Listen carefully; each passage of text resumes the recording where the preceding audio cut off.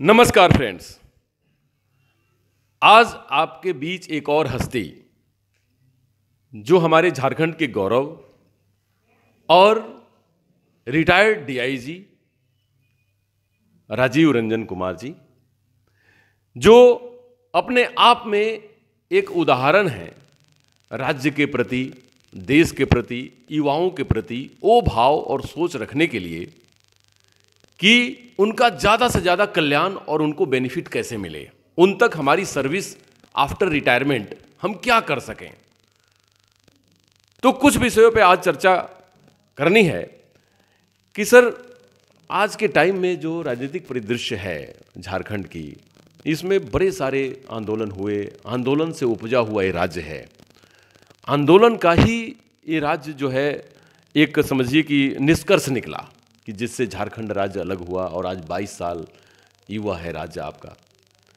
तो इस राज्य में एक कुछ दिनों पूर्व से ही ये कुछ बातें चल रही थी, कहीं कहीं से सुनने को मिल रहा था कि कुर्मी लोग अपना अधिकार और हक की लड़ाई के लिए कई एक दस्तावेज, कई एक ऐसे कागजात दिखा रहे थे। बड़े सारे यहाँ समाज विज्ञानी लोगों ने उसके ऊपर अनेक अनेक तरीके की बातें की कि वो हमारे मूलवासी हैं, हमारे आदिवासी रहे हैं, उनको शामिल कर लेना चाहिए, आदिवासियों की लिस्ट में आदिवासी बनना चाह रहे हैं, क्या क्या, मतलब बहुत सारी चर्चा हुई। तो ये जो कुर्मी आंदोलन है और झारखंड से रिलेटेड जो आप इसमें कई एक लोगों के ये वाक्य सुने, कई एक लोगों का विचार सुना, कई एक लोगों के चर्चे सुने, तो उसमें सर क्या लगता है कि ये कुर्मी आंदोलन, क्योंकि आप रियल झारखंड के हैं, आप यहाँ के मूलवासी हैं, तो उसमें सर क्या कहना चाहेंगे इस कुर्मी आंदोलन को लेकर के, जो इन लोगों का आज के डेट में जो इतना ऊहापोह मचा हुआ है राजनीति में? अनुज जी, ये बड़ा ही सेंसिटिव विषय है जी। मैं भी लगातार विगत 5-6 महीनों से देख रहा हूँ कि यहाँ का एक बड़ा तबका जो यहाँ का मूलवासी है, उसको हम लोग सदान कहते हैं, जो सदान मूलवासी हैं, नन आदिवासी, वो अपने को आदिवासी में सम्मिलित करना चाहते हैं जी।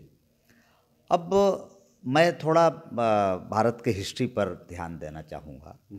जब भारत देश आज़ाद हुआ 1947 के बाद, जब हमारी संविधान लिखी गई, तो हमारे संविधान के जो रचयिता थे अंबेडकर साहब, और उस समय जो भी थिंक टैंक थे, उन्होंने यहाँ के सामाजिक और आर्थिक रूप से पिछड़ी जातियों के लिए आरक्षण का प्रावधान किए। केवल उस समय एसटी और SC, schedule tribe and schedule caste को ही माना गया था कि ये पिछड़ी जातियां हैं और इनको आरक्षण देनी चाहिए। उस समय कभी ये परिकल्पना नहीं की गई थी कि ये आरक्षण अनवरत चलेगा। ये माना गया था कि कुछ समय इनको आरक्षण दे करके बाकी जो विकसित जातियां हैं उन तक पहुंचा दिया जाएगा। 70 साल हो गए आज़ादी के। आपको पता है मंडल कमीशन में बहुत बैकवर्ड्स के रिजर्वेशन के लिए आंदोलन हुए, तो मंडल कमीशन आया, तो उसमें माना गया कि हाँ, बैकवर्ड भी फॉरवर्ड से कुछ पीछे हैं, इसलिए 1990 में बैकवर्ड के लिए भी अलग से रिजर्वेशन का प्रावधान किया गया। इसका उद्देश्य यही है। रिजर्वेशन का पहले उद्देश्य क्या है? रिजर्वेशन का उद्देश्य है कि जो भी कम्युनिटी थोड़ा पीछे है, इनको आगे पहुँचाया जाए, मेन स्ट्रीम में लेकर आया जाए। तो अब 70 साल के आज़ादी के बाद 70 साल से रिजर्वेशन मिली, बैकवर्ड को भी विगत 30 साल से रिजर्वेशन दिया गया है।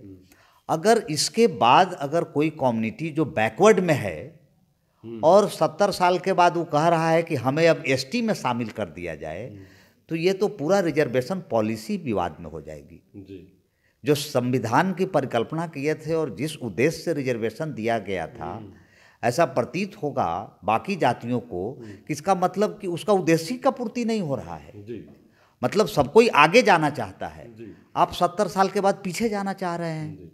तो कहीं ना कहीं इसका मतलब है कि रिजर्वेशन के जिस उद्देश्य से लाया गया था, भारत से, हम तो कहेंगे कि इसमें तो भारत सरकार को सोचना पड़ेगा, क्योंकि इसी तरह की आंदोलन दूसरे स्टेट में हो चुकी हैं। गुजर का आपने आंदोलन देखा है, कई ऐसी जातियां हैं, जादव का आंदोलन देखा है, कई ऐसी जातियां हैं जो कि सिर्फ और सिर्फ रिजर्वेशन के लिए वो उस जाति में सम्मिलित होना चाहते हैं।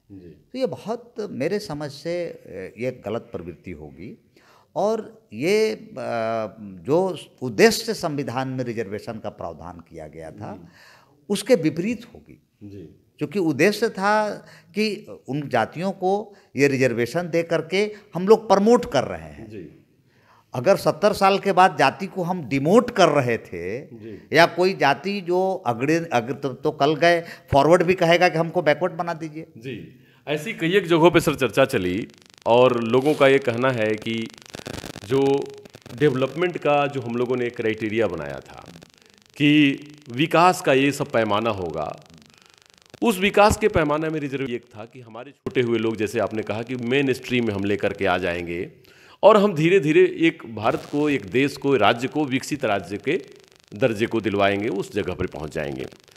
लेकिन सर एक ग्रीड कहीं ना कहीं डेवलप होता जा रहा है। या जैसे आपने कहा कि ये 70 साल बाद भी ये सवाल अगर उठने लगे कि हमको आगे नहीं पीछे जाना है, तो एक तो संवैधानिक संकट अपने आप में खड़ा होने का अंदेशा पूरा है। तो सर इसके पीछे कुछ ऐसे लोग भी हो सकते हैं, जहाँ तक मेरे को ऐसा लगता है, क्या आपको संभावना है कि इसमें कुछ ऐसे भी लोग हो सकते हैं कि जो कि राज्य और देश के विकास में बाधा बनने की पूरी योजनागत तैयारी कर रहे हो? मुझे अब इसमें कौन लोग लगे हैं इसकी पूरी जानकारी नहीं है, लेकिन जो भी लगे हैं उनको हम जरूर इतना सजेशन देना चाहेंगे कि वो संविधान को पढ़ें, आरक्षण किस उद्देश्य से दिया गया था इसको पढ़ें, और आरक्षण के देने के समय क्या लिखी गई थी उसमें, और हमेशा आगे जाने के लिए सोचें, न कि पीछे जाने का, दूसरे का हक छीनने की बात सोचें। हम आगे जाएं, आरक्षण लें, आरक्षण ले करके आपके बच्चे विकसित हो रहे हैं तो आगे जाने के लिए आप सोचें। क्योंकि हमें तो ये मानना है कि भारत सरकार को ये आकलन कराना चाहिए कि इस आरक्षण से जो जातियां विकसित हो गई हैं उनको कैसे उस आरक्षण से बाहर किया जाए। क्योंकि आप देखे होंगे कि आरक्षण एक ऐसा मुद्दा है कि एक फैमिली, चाहे वो शेड्यूल कास्ट कम्युनिटीज़ का हो या शेड्यूल ट्राइब या बैकवर्ड, अगर वो आरक्षण लेकर के सपोज कीजिए कि IAS IPS बन गया, तो फिर उसके ही बच्चे को आरक्षण क्यों मिलना चाहिए? नहीं मिलना चाहिए। ये तो बहुत बड़ा तो सवाल है। ये एक इतना बड़ा सवाल है कि जो एक बार विकसित हो गया वही हमेशा विकसित होते चला जाएगा, और जो पीछे रह गया है वो पीछे ही रह जाएगा। क्योंकि इसका उद्देश्य था यही कि हर 10 साल के बाद रिव्यू होगा। बिल्कुल। तो ये अब भारत सरकार के समक्ष ये निश्चित रूप से ये आंदोलन जरूर सवाल खड़ा करेगा कि इसकी रिव्यू होनी चाहिए, और रिव्यू हो करके किनको आरक्षण दिया जाए, कौन विकसित नहीं रहे इन 70 सालों में, इसकी रिव्यू करने की ज़रूरत है। और हम समझते हैं कि इस तरह के आंदोलन करने वाले लोगों को थोड़ा संविधान पढ़ने की ज़रूरत है, हमेशा आगे जाने के लिए सोचने की ज़रूरत है, नहीं कि दूसरे के हक छीनने के लिए हम पीछे जाने की बात सोचना शुरू करें। हमें ऐसा लगता है कि सर जनता में इसका भाव है, जनता ये जानती है कि संविधान में जब आरक्षण रिजर्वेशन रखा गया तो हमें कुछ लोगों को प्रोटेक्ट करके मेन स्ट्रीम में लाने का है। और जैसे सर आपने कहा कि मिला और आरक्षण का लाभ लेकर के उस सरकारी नौकरी में आए या फिर अन्य किसी सेवा में आए, और उसके बाद वो उस लेवल से, उस क्रीमी लेयर से अब अपने आप को सस्टेन कर रहे हैं अन्य वर्गों के बराबर, तो उनको आरक्षण की आवश्यकता नहीं है। आरक्षण उनको दिया जाने की आवश्यकता है कि जो सही मायने में उसके हकदार हैं, और उन तक उनका हक उनके नाम को लेकर के, मतलब एक उनको प्रॉक्सी उनका नाम लेकर के उनके हक को छीनने की अगर लड़ाई कही जाए तो हमें लगता है कि ये लड़ाई आजकल उसके तरफ ही ज़्यादा से ज़्यादा चल रही है कि हम जिसका नाम ले रहे हैं उसी का हक छीनने की बात कर रहे हैं। सर आप झारखंड के मूलवासी हैं सर, एक वर्ड आता है सदान, कि जो आर्य भाषा बोल रहे हों हमारे झारखंड के मूलवासी, उनका कल्चर सभ्यता में आर्य भाषा भाषी हों, लेकिन यहाँ वो सदियों से रहते आ रहे हों जिसको सदान कहा जाता है। जैसे आपने भी कहा कि मैं सदान हूँ और यहाँ का मूलवासी हूँ। तो सर आपका एक जो लगाव, आपकी जो फीलिंग्स, आपकी जो एक जुड़ाव झारखंड से होगी और झारखंड की भूमि से होगी, स्वाभाविक तौर पे बाहर के राज्य से आए हुए किसी व्यक्ति को वो फीलिंग और वो भाव नहीं आ सकती है। तो जो आज ये सब परिस्थितियाँ देखते हैं आप कि झारखंड हमारा इंडिया का सबसे विकसित राष्ट्र बन सकता था, राज्य बन सकता था। यहाँ पे हर एक संभावनाएं हैं जिसको हम युवाओं को दे सकते थे। तो उसमें सर क्या क्या चीज़ें लगती हैं कि इसको जोड़ने की ज़रूरत है आज के टाइम में, कि आपकी राज्य या हमारी राज्य झारखंड में उस सब संभावनाओं को मैक्सिमम यूटिलाइजेशन हो सके और उनको रोजगार परक शिक्षा दी जा सके? बहुत अनुज जी, आपने बहुत ही इम्पोर्टेंट विषय छेड़ा है। और हम समझते हैं कि जो भी झारखंड के, चाहे वो सदान हो या मूलवासी हो या यहाँ के आदिवासी भाई हो मेरे, सबको आज सोचने की ज़रूरत है। क्योंकि झारखंड विकसित होगा तभी सारे लोग विकसित होंगे। जैसे किसी पेड़ में फल लगेगा तो सारे लोग आम खाएंगे, लेकिन अगर आम ही नहीं लगेगा, हम पेड़ ही काट देंगे तो कोई फल नहीं खाएगा। तो मेरा कहना है कि सबसे पहले यहाँ के जो भी नेता हैं, इन लोगों को झारखंड को विकसित करने के लिए सोचना चाहिए। हमारे पास विकास करने की अपार संभावनाएं हैं। सबसे पहले हम सबसे बड़े कोल प्रोड्यूसर स्टेट हैं। हमें ये संकल्प लेना होगा कि वर्ष 2023 में 0 कट बिजली होनी चाहिए। पहला संकल्प हमारे समझ से मुख्यमंत्री को लेना चाहिए कि झारखंड के गांव-गांव में 24 घंटे बिजली लोगों को मिले। दूसरा ये संकल्प लेना चाहिए कि बिजली जब पहुंच जाए 24 घंटे, तो सिंचाई की साधन कैसे गांवों तक पहुंचे। तीसरा सबसे इम्पोर्टेंट चीज़ है कि झारखंड में टूरिज्म की अपार संभावनाएं हैं। बड़ी हमें दुख होती है जब हम लोग नक्सल अभियान में या पुलिस में रहने के दौरान झारखंड के खूबसूरत वादियों में, जो कि झारखंड के ओरिजिनल लोग यहाँ के डर से नहीं जाते हैं, हम लोगों को जाने का मौका मिला। जैसे किरूबुरू बड़ा फेमस जगह है, हिल स्टेशन है, नेतरहाट, बेतला पार्क, उसी तरह से कई ऐसे आपके डैम हैं, Maithon dam, Tilaiya dam, Chandil dam. अब छोटा सा देखिए तो घाटशिला में बुरुडी डैम। कई ऐसे डैम हैं जो बड़े बड़े डैम हैं झारखंड में, जहाँ पर वाटर स्पोर्ट्स की अपार संभावनाएं हैं। बहुत कम लोगों को मालूम होगा कि एशिया का सबसे ऊंचा फॉल झारखंड में है। हमें भी मालूम नहीं था, जब वहाँ गए तो देखे। लिखा हुआ भी है, नेतरहाट से 40-50 किलोमीटर दूर लोध फॉल है, एशिया का सबसे टॉलेस्ट फॉल। हम बता नहीं रहे हैं लोगों को। आपका सामान है, आपको इसको बेचने के लिए प्रचार करना होगा। दूसरे स्टेट टूरिज्म के लिए प्रचार कर रहे हैं। छोटा सा एक कुर्ग जगह है बैंगलोर में, कर्नाटका में, हमारे नेतरहाट से कम हाइट पे है। वहाँ के जितने भी रहने वाले ट्राइबल्स या जो भी लोकल रेजिडेंट्स हैं, सभी अपने खेत में टेंट लगा के फॉरेन टूरिस्ट को अट्रैक्ट कर रहे हैं। वहाँ पर ताज होटल खुल गया है। आज हमारा नेतरहाट में कोई इंफ्रास्ट्रक्चर नहीं है, इतने नाशपाती बागान है वहाँ, और इतने खूबसूरत वो जगह है कि जो एक बार नेतरहाट गया, वो 2 दिन अगर रह गया तो उसको लगेगा कि वो डेस्टिनेशन मैरिज का बेस्ट साइट हो सकता था हमारे यहाँ और बंगाल के लिए। वहाँ 5 स्टार होटल की ज़रूरत है। तो इस सब के लिए हम लोगों को बड़ा दिल हो करके बड़े बड़े बिजनेस सेक्टर को ज़मीन ऑफर करना पड़ेगा। हम अगर ज़मीन ही पकड़ के बैठे रहेंगे कि नहीं ये ज़मीन है हमारा, हम ज़मीन को, तो ज़मीन ले करके आप क्या करेंगे। इसका एक छोटा एग्जाम्पल हम देते हैं कि जिस समय टाटा मोटर्स की नैनो कंपनी को बंगाल में ममता बनर्जी के द्वारा वहाँ से डिस्प्लेस किया गया था, सिंगूर से। आपको याद होगा उस समय रतन टाटा सभी स्टेट से बोल रहे थे कि जो ज़मीन देगा वहाँ हम सिंगूर कंपनी को ले जाएंगे नैनो की। आप सोचिए, बंगाल से 3000 किलोमीटर दूर गुजरात है। वहाँ के सीएम उस समय माननीय प्रधानमंत्री जो वर्तमान में है नरेंद्र मोदी जी थे, उन्होंने रतन टाटा को फ्री में, जैसा लोग बोलता है, फ्री में ज़मीन देने के लिए ऑफर किए। उस समय हमारे सीएम क्या कर रहे थे? टाटा तो मेरी कंपनी थी, टाटा मोटर्स, झारखंड का उपज है टाटा मोटर्स। हम बंगाल के बगल में थे। हमारे सीएम को आगे आना चाहिए था और रतन टाटा को हाथ जोड़ के कहना चाहिए था कि आप क्यों जाएंगे गुजरात, झारखंड आपका स्वागत के लिए तैयार है। अगर हम उस समय किसी लायक होते तो हम जरूर कहते कि आपको एकदम ऑफर करना चाहिए था, जो भी सीएम थे उस समय। ऑफर करते कि रतन टाटा जी आप मेरे हैं, झारखंड आपका है, आप यहाँ आइए, प्लांट लगाइए, टाटा झारखंड की ज़मीन आपकी है। तो हम समझते हैं कि पूरे भारत देश में एक मैसेज जाता। और आज टाटा मोटर्स जिसकी सारी उद्योग शिफ्ट कर गई है उत्तर प्रदेश और महाराष्ट्र में, आज आपका सफारी यहाँ बन रहा होता, आज नेक्सॉन यहाँ बन रहा होता, आज टाटा मोटर्स यहाँ बंद होने की कगार पे नहीं होता।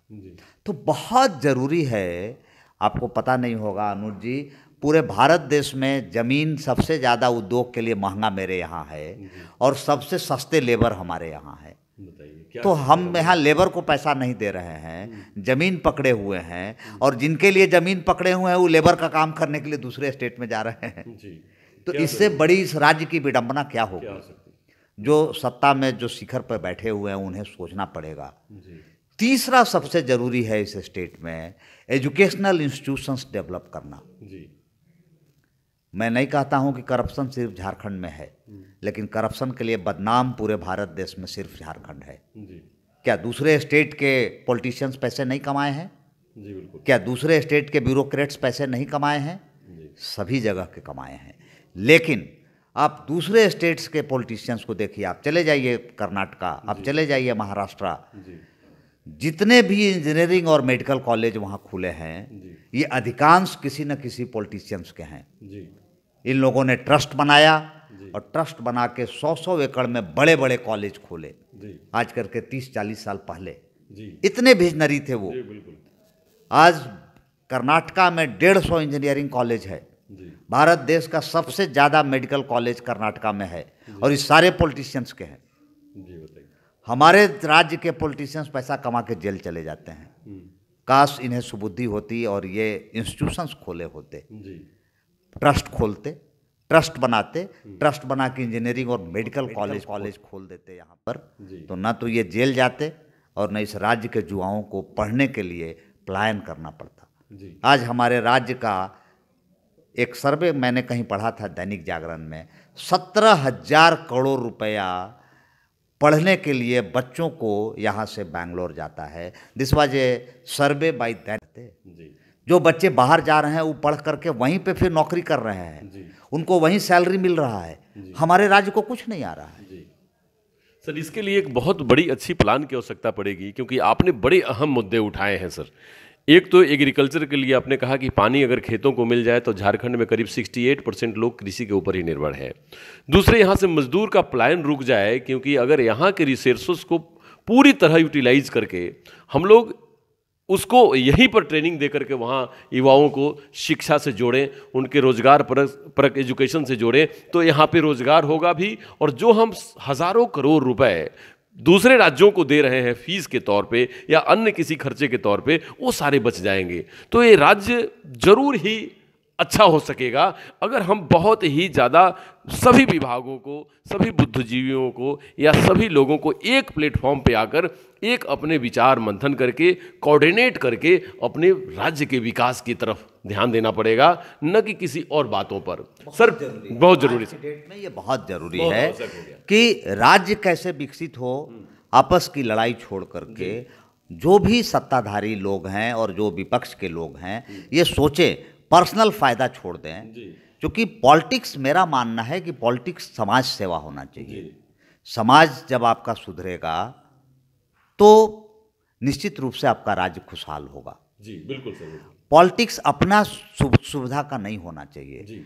आज़ादी के समय जो भी पॉलिटिशियंस थे, आप उनका मोराल देखिए। उस जमाने में गांधी जी 1983 में इंग्लैंड पढ़ने गए थे। आज भी कितने जमशेदपुर के लोग हैं जिनके बच्चे इंग्लैंड पढ़ने जा रहे हैं। आप सोच के देखिए कि वैसा व्यक्ति जो उस जमाने में इस लायक था, उसका परिवार, कि जो उसे इंग्लैंड पढ़ने के लिए भेजा था, उसने एक धोती पर पूरा जीवन बिता दिया। आप उस मोराल के व्यक्ति को देखिए। पंडित नेहरू को भी देखिए, तो उस जमाने में एक, जैसा हम लोग किताबों में पढ़े हैं, उनके कपड़े पेरिस से धुल के आते थे। उस व्यक्ति ने अपनी सारी सुख सुविधा छोड़ करके आज़ादी के आंदोलन में लगा। सुभाष चंद्र बोस को देखिए, तो उस जमाने में ICS थे, टॉप किए थे। वो चाहते तो अपनी पूरी जिंदगी एक ऐशो आराम में बिता सकते थे, लेकिन उसने उस नौकरी को छोड़ करके मुझे खून दो, मैं आज़ादी दूंगा, आज़ादी के आंदोलन में लगे। तो उस समय जो भी हमारे नेता थे वो आदर्श थे। आज हमारे नेता क्या हैं? आज हमारे जो नेता हैं उनमें 20 क्रिमिनल केसेस चल रहा है, कोई अंदर जा रहे हैं, कोई बाहर आ रहे हैं। मतलब जुआ अगर उनको एक आदर्श के रूप में देखें तो क्या देखें, किस रूप में देखें और कैसे देखें? जी सर, बिल्कुल सर, ब्लैंक है इसमें। तो जी इतना गैप हो गया है 70 सालों में कि आज अगर पॉलिटिक्स समाज सेवा है तो वैसे लोगों को जाना चाहिए। अगर पॉलिटिक्स नौकरी है तो निश्चित रूप से इसके लिए कोई एग्जाम होना चाहिए, इसके लिए कोई डिग्री देखी जानी चाहिए। उस आदमी, जैसे हम लोग IAS IPS बनने के लिए कैरेक्टर देखा जाता है, 3-3 लेयर का एग्जाम देखा जाता है। अगर ये नौकरी है, पैसा कमाने का जरिया है, तो निश्चित रूप से इन चीज़ों को देखना चाहिए किसी भी पॉलिटिक्स में आने के लिए, पॉलिटिशियन के लिए। ये बहुत ज़रूरत है आज के डेट में कि समाज इसको सोचे और समाज निर्धारित करे कि कैसे लोगों को पॉलिटिक्स में आना चाहिए। तभी समाज का विकास होगा, तभी ये देश बदलेगा, तभी ये राज्य बदलेगा। नहीं तो केवल वोट के दिन घर में सोने से इस देश का कल्याण नहीं हो सकता। अब के युवा सर जब आ रहे हैं, और ये बिल्कुल तकनीक का ज़माना है, अब तो सारी चीज़ें मोबाइल पे आ गया है, तो सारी चीज़ें अब बिल्कुल सर एकदम पटल पे है, और लोग वो चाह रहे हैं कि जो आप बताएं उसके अकॉर्डिंग चले, उसके ऊपर काम करें। तो एक बहुत बेहतर सर एक रास्ता बनेगा अगर उस तरीके से जो आपने राह बताया कि उसमें आगे हम लोग चलें, मिलजुल कर चलें। सर एक आखिरी सवाल, क्योंकि आपका समय निश्चित है, मैं चाहूँगा कि 2 शब्द उसके ऊपर, क्योंकि टूरिज्म का आपने चर्चा किया है और बहुत सुंदर उस पर बात आपने बताई है। सर अभी पारसनाथ पहाड़ी, पारसनाथ हिल, जो हमारे बचपन से, हम जब से जन्म लिए हैं तब से हम सुनते आ रहे हैं कि बहुत ही पवित्र स्थल रहा है, और वहाँ जैन लोगों के लिए, जो हमारे देश के गौरव रहे हैं, वो सब धर्म के अनुयायी, वो शांति प्रिय और देश में शांति सद्भाव को संचार करने के लिए जाने जाते हैं। तो वो जो पारसनाथ की पहाड़ी है, उसके ऊपर कुछ ऐसा टूरिज्म डिपार्टमेंट की तरफ से कुछ ऐसी पॉलिसी बनाई गई है जो उन लोगों को अपच है, उन लोगों के लिए वो ठीक नहीं है। सर उसमें क्या कहना चाहेंगे, क्या रास्ता निकाला जाए जिससे कि, अभी केंद्र सरकार ने भी बहुत सारा दिशा निर्देश दिए हैं और राज्य ने भी बहुत सारा काम उस पर शुरू किया है, तो सर आपका क्या उस पर अपना नोट है? नहीं, निश्चित रूप से अगर किसी एक समुदाय की अगर भावना की ठेस पहुंचती है तो हम समझते हैं कि अब ये मामला पट्टाछेप हो चुका है। ऑलरेडी केंद्र सरकार इस पर निर्णय ले लिया है, और हमारे राज्य सरकार के जो मुखिया, हमारे माननीय मुख्यमंत्री महोदय हैं, वो भी इसमें इसी पक्ष में हैं कि वो जैनियों का पवित्र स्थल पवित्र बना रहे। तो हम समझते हैं कि इसका समाधान ऑलरेडी हो चुका है। अब कोई इसमें हमारे समझ से दिक्कत नहीं आनी चाहिए। बिल्कुल सर, आज इस हस्ती में, आज एक आपने वो स्टोरी, एक वो चीज़ जानने का, एक सदान की भावना को जानने का मौका मिला, जो यहाँ के मूल हैं, जो झारखंड के रूट से वाकिफ़ हैं, झारखंड के कल्चर से, संस्कृति से और यहाँ के हर हाव भाव से वाकिफ़ हैं। उन्होंने अपने दर्द को बयान किया कि हमें एक प्लेटफॉर्म पे आकर सारी बातों को भुलाकर हमें झारखंड की विकास और डेवलपमेंट की सोचना चाहिए, जिस